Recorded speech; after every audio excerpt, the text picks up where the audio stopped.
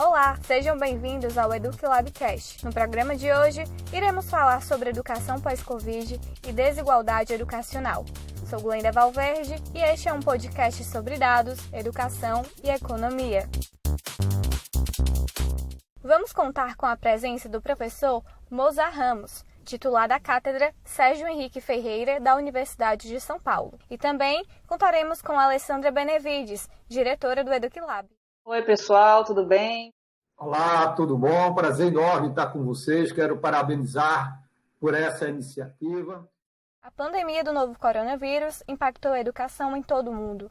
De acordo com a Unesco, cerca de 1,5 bilhão de estudantes foram afetados, além de 63 milhões de professores primários e secundários. Os desafios para a educação brasileira têm sido bastante complexos nesse contexto de pandemia, deixando em evidência a desigualdade social e a falta de investimentos. Professor Mozar, diante desse cenário, a pandemia gerou a necessidade de inovar e buscar novas ferramentas de ensino para a educação básica. Como está funcionando esse novo formato? Bom, Glenda, em primeiro lugar, eu quero parabenizar o programa, essa iniciativa muito importante para trazer a questão da desigualdade, né? Eu acho que a pandemia, o Covid-19, descortinou uma enorme desigualdade educacional, de oportunidades de acesso à educação, às atividades remotas. Ficou muito claro e evidente que os nossos estudantes tiveram uma enorme dificuldade em relação à conectividade. Eu tenho procurado trazer o tema de que, olha, a banda larga, a internet não é luxo, é o caderno e o lápis do século XXI. Então, não há mais como as secretarias de educação deixarem de lado essa questão ou tornarem periféricas todas essas questões vinculadas à questão das tecnologias, do acesso às atividades remotas, até porque, pela pergunta que você coloca, o grande desafio que a gente tem hoje é como integrar, em primeiro lugar, as atividades presenciais com as atividades remotas naquilo que nós estamos chamando de um ensino híbrido, misturado, integrado. Então, isso vai exigir, portanto, investimento nessa área da conectividade, da internet, banda larga, para as escolas e também para os estudantes e professores. Porque ficou muito claro hoje que, mesmo estados como São Paulo, por exemplo, juntamente com o Paraná, na minha opinião, foram os dois estados que, do ponto de vista das suas respectivas redes públicas, deram uma resposta mais rápida. E, mesmo assim, quase que um mês, 40 dias depois do início da pandemia, quando as atividades presenciais foram paralisadas, esses estados montaram currículos online, começaram a preparar professores para esse novo ambiente, mas, mesmo assim, o caso de São Paulo, que eu acompanhei de perto, São Paulo fez várias estratégias.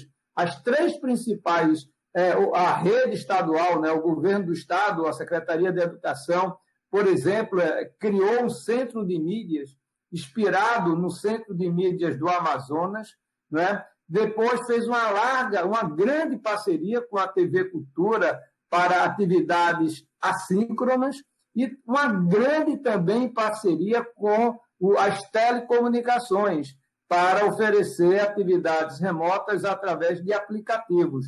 Com tudo isso, com toda essa estrutura montada, o estado mais rico da federação, nós percebemos que praticamente 1/3 dos alunos, equivale mais ou menos a 1.100.000 alunos, ficaram sem ter acesso ao ensino remoto. Quer dizer, se criou as condições, a secretaria, mas mesmo assim os alunos não tiveram condições, não tiveram conectividade a esse ensino remoto.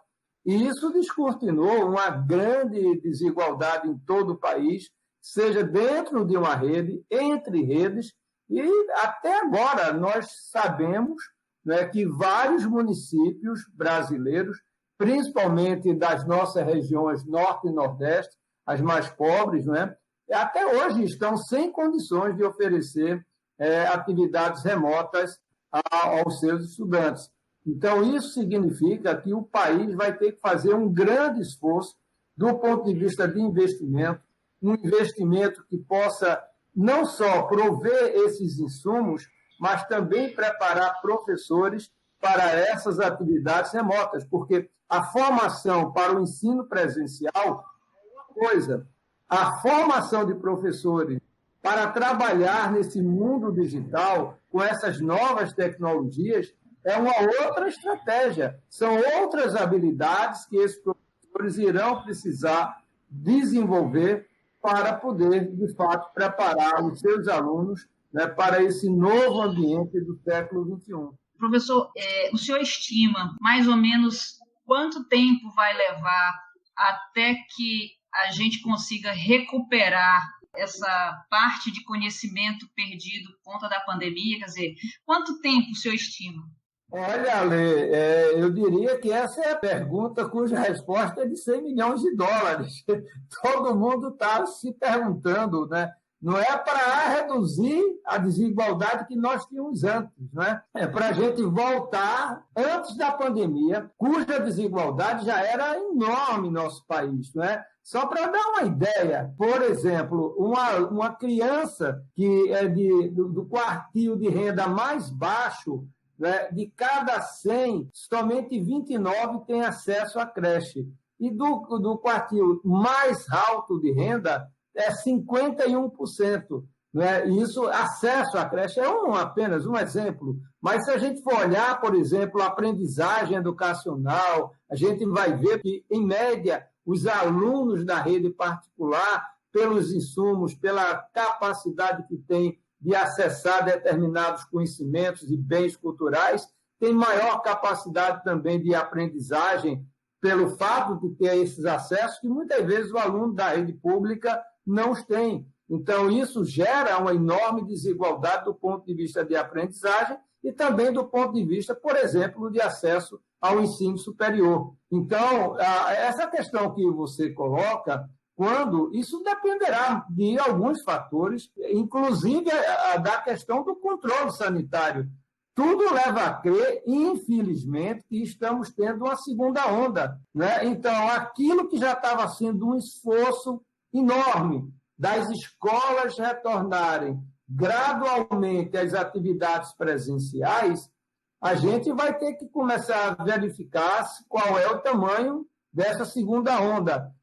Então, há uma perspectiva de que, pelo menos, os próximos 2, 3 meses, enquanto a gente combate como pode o vírus, e para isso é muito importante os controles sanitários, que, lamentavelmente, a população, talvez um pouco pelo cansaço do isolamento social, por outros fatores, pela necessidade de se relacionar, nós relaxamos. Muita gente hoje sem usar máscara, muita gente hoje fazendo aglomerações, e a consequência de tudo isso é a segunda onda, que parece estar vindo, e muito forte também, pelos dados que a gente vem verificando das 2 últimas semanas. Então, isso é bastante preocupante. Consequentemente, essa questão que você coloca depende de fatores sanitários, depende também de uma estratégia boa de como fazer uma avaliação diagnóstica de como esses alunos estão retornando, ou pelo menos o que foi que, eventualmente, eles desenvolveram em termos de aprendizagens essenciais com base na BNCC. Eu acho que a BNCC, que não é um currículo, a BNCC é uma grande bússola em relação a essas aprendizagens essenciais, vai ser de grande ajuda para saber o quanto os nossos alunos aprenderam. A gente sabe que a gente vai ter, pelo menos, 3 grandes grupos de alunos, né? Aqueles alunos que desenvolveram algumas dessas aprendizagens essenciais, outros que desenvolveram muito pouco e outros que não desenvolveram absolutamente nada.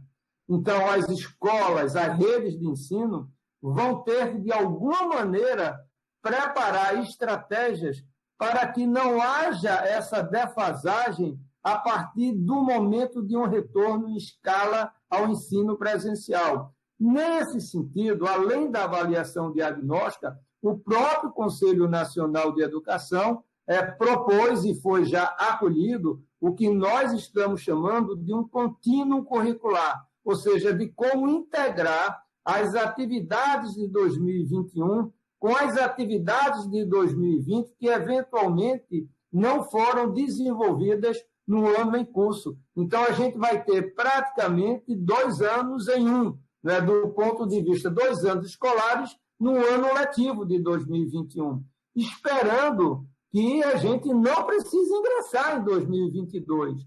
Então, tudo isso, de certa maneira, nos leva a pensar na estratégia de um currículo de transição.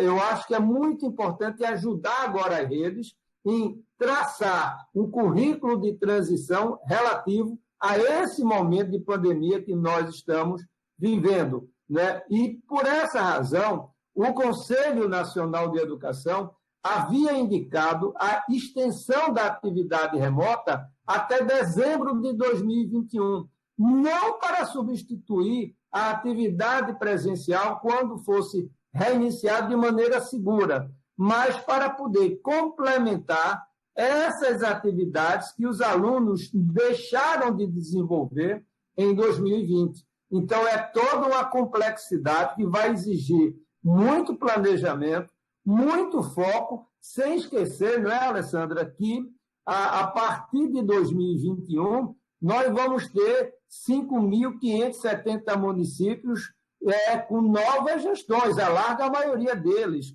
né, em função das eleições municipais. Então, vamos ter muitos secretários municipais de educação novos, que a expectativa, a prospecção é algo em torno de 70%. Então, isso vai exigir também prepará-los para esse novo momento. Então, vai ser um grande desafio que nós vamos ter em 2021.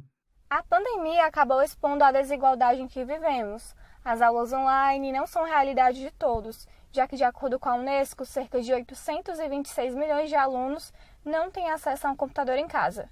Quais são as soluções, as alternativas para reduzir essa desigualdade?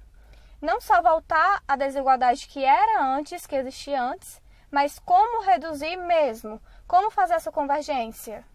Bom, em primeiro lugar, eu quero dizer que a Covid, de certa maneira, foi um grande catalisador para essa mudança na área da educação. Ela já se pronunciava, é importante a gente dizer isso, né? A gente, de certa maneira, já vinha sentindo a necessidade de oferecer uma escola do século XXI para o aluno do século XXI. E a escola que a gente vinha oferecendo, na maioria das vezes, era uma escola ainda do século XX, quiçá do século XIX, alunos enfileirados, um professor passando informação, onde grande parte daquela informação já estava na internet. Então, a gente precisava mudar a escola, reinventar a escola. E, nesse contexto, não é a tecnologia que vai mudar a escola, mas é o processo ensino-aprendizagem que precisa mudar para que a gente desenvolva habilidades e competências nos nossos estudantes para que eles possam viver no século XXI. Ora, uma dessas competências é a questão do mundo digital. A gente está vivendo aí uma educação que vai ser muito fortemente impactada pela inteligência artificial, plataformas adaptativas que vão oferecer trilhas de aprendizagens individuais, que vai trabalhar o ensino individualizado por aluno, né, dentro de um coletivo. Você vai poder realizar com maior capacidade de êxito o que nós chamamos o projeto de vida do jovem. Então, no campo do digital, a primeira coisa, como eu disse, é que as secretarias vão precisar, como nunca, repensar o seu planejamento financeiro, os seus orçamentos, em relação à oferta seja de capacidade de ensino híbrido, onde nós vamos estar falando, portanto, de internet, de banda larga, e um dos caminhos para esses recursos que eu vejo é o FUST, que é um fundo da universalização do sistema de telecomunicações, que, segundo a Agência Nacional de Telecomunicações, tem aproximadamente hoje em caixa algo em torno de 23 bilhões de reais, né, que na prática deveriam ter sido empregados no passado, e aí não foi só este governo atual, os governos anteriores, com as suas respectivas áreas econômicas, que usaram muito esse dinheiro para superávit primário e deixaram de investir em conectividade, em preparação de professores, no mundo digital para as escolas. E agora vamos ter que correr atrás. Então, eu acho que o FUST é um caminho nesse sentido. Já tem um projeto de lei tramitando no Congresso, PL 830/2020, para usar parte do FUST para essa finalidade. Então, vamos ter que buscar, sim, o MEC vai ter que buscar programas novos para que toda essa questão vinculada ao mundo digital, ao acesso a essas tecnologias, preparar professores para essas novas tecnologias, passem a fazer parte desse mundo da educação. O mundo mudou, a educação também precisa mudar. Professor, quais são as tendências? O que esperar para a educação pós-pandemia? Olha, a educação pós-pandemia, em primeiro lugar, que não dá mais para a gente ficar numa situação de conforto sobre a escola que nós precisamos oferecer para os nossos, né? O mundo agora está a exigir novas habilidades, novas competências. A criança, o jovem que está vivendo no mundo atual do século XXI, ele precisa, por exemplo, desenvolver competências como a criatividade, pensamento crítico, a cultura digital, desenvolver o autoconhecimento, ter abertura ao novo, ser protagonista. Então, tudo isso está exigindo o quê? Uma educação que possa desenvolver plenamente os nossos estudantes. Ou seja, a questão simplesmente do cognitivo, da inteligência tradicional, é apenas ponto de partida. Nós vamos precisar também oferecer uma educação com significado, uma escola que seja capaz de desenvolver plenamente os nossos estudantes em consonância com várias das competências que estão postas na própria BNCC. Nós temos 10 competências gerais, não estão todas, mas são aquelas que, de alguma maneira, deverão nortear as aprendizagens essenciais previstas na própria BNCC. Então, a escola que eu estou vendo pós-pandemia é uma escola que vai ter que ir além das questões informativas. A gente vai ter que ter um professor inspirador, um professor que seja capaz de potencializar nos seus estudantes o seu desenvolvimento pleno, né? Um professor que seja capaz de ser criativo, inovador e faça da sua aula um grande ambiente de aprendizagem a partir da pesquisação, a partir da nova descoberta, novos caminhos, né? Como alguém me perguntou durante esse período da pandemia, como é que vai ser a questão da cola, né? O aluno filando, a cola e a fila são palavras que dependem do lugar do Brasil, ela é usada de forma para a mesma questão. Então, como vai ser a fila? Porque a gente não está vendo o aluno. Será que ele não está abrindo o livro para saber a resposta? Olha, quem me deu a melhor resposta foi um outro aluno que disse o seguinte: se a pergunta que o professor fez já estava no livro, essa não era a pergunta. A pergunta que ele deveria fazer era uma pergunta que eu deveria usar o livro para pesquisar, a internet para pesquisar, para realmente conseguir responder a questões novas e não simplesmente responder informações que já estavam no livro, né? Então, vamos precisar reinventar a escola, repensar o processo ensino-aprendizagem e, principalmente, entender que se nós não tivermos uma escola capaz de desenvolver plenamente o nosso estudante, essa escola não estará em consonância com os desafios do século XXI. Essa questão aí de melhorar o processo de ensino-aprendizagem, melhorar inclusive o processo de avaliação, né? Como você mesmo colocou, porque isso faz parte da ponta, né? O resultado, é quando você vai verificar que o aluno efetivamente conseguiu ali mostrar suas capacidades, né? Isso aí também tem que ser repensado. Agora, professor, o senhor consegue vislumbrar na situação que a gente está hoje, alguma rede, alguma gestão que já esteja mais próximo de aplicar esse tipo de nova educação, da educação do século XXI, como o senhor mesmo colocou?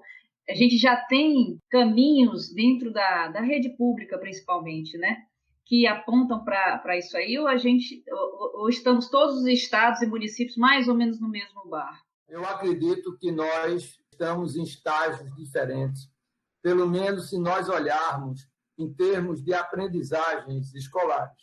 Eu entendo que o grande eixo da educação escolar passa pelo currículo, pela formação do professor e pelos resultados da avaliação. A avaliação, para mim, é preciso saber se o aluno aprendeu. É tanto que o artigo 13 da LDB, ele é muito claro, o professor tem como zelar pela aprendizagem dos seus alunos, né, dos seus estudantes. Então, se eu olho a aprendizagem escolar, eu acho que o Brasil hoje está em estágios muito diferentes e numa situação em que a gente pode, eventualmente, usar a seguinte expressão, que o Brasil pode aprender com o Brasil. E vamos falar do nosso Ceará. Não é? Eu acho que Sobral, o estado do Ceará, com regime de colaboração, com o sistema de formação, de avaliação, de responsabilização por resultados, né? Eu acho que trabalhando já as socioemocionais em muitas escolas cearenses, na perspectiva de desenvolver aquelas habilidades que eu me referi anteriormente, eu acho que pode ser um belo exemplo para o Brasil e que se configura nos próprios resultados de aprendizagem escolares.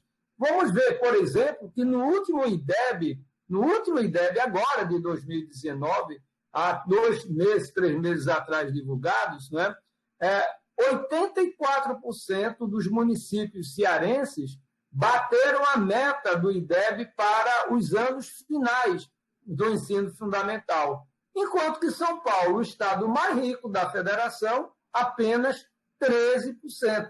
Então, por isso que eu estou dizendo que há situações muito díspares, né? E que o Brasil pode, naturalmente, olhar para o Brasil e vai encontrar, por exemplo, uma Cocal dos Alves, uma cidade de 6.000 habitantes aí do interior do Piauí, está também fazendo uma revolução na educação. E aí você compara com São João da Trincheira, que fica a 53 quilômetros de Cocal dos Alves, que tem resultados muito piores do que Cocal. E tem o mesmo PIB per capita, tem o mesmo tamanho populacional, 53 quilômetros de distância uma da outra, mas os resultados de Cocal dos Alves são excepcionais.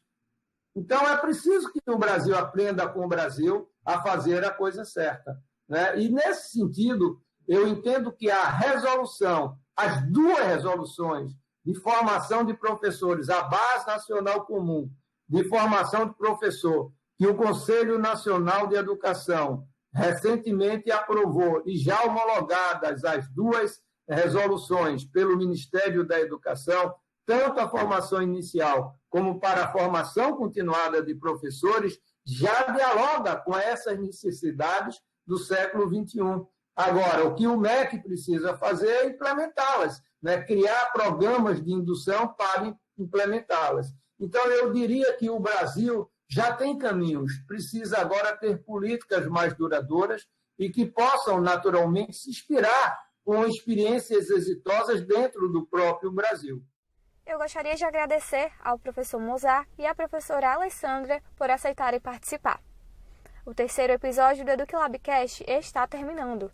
Fique ligado, no próximo programa continuaremos a falar de educação pós-Covid e desigualdade educacional. O EduquiLabcast é um podcast que discute assuntos referentes a dados, educação e economia, produzido pelo Laboratório de Análise de Dados e Economia da Educação da Universidade Federal do Ceará. Agradeço a sua atenção e lembre-se de que você pode enviar sugestões, dúvidas ou críticas ao nosso e-mail eduquilab.pesquisa@gmail.com ou em nosso Instagram, @eduquilab.ufc. Até o nosso próximo encontro. Tchau, tchau!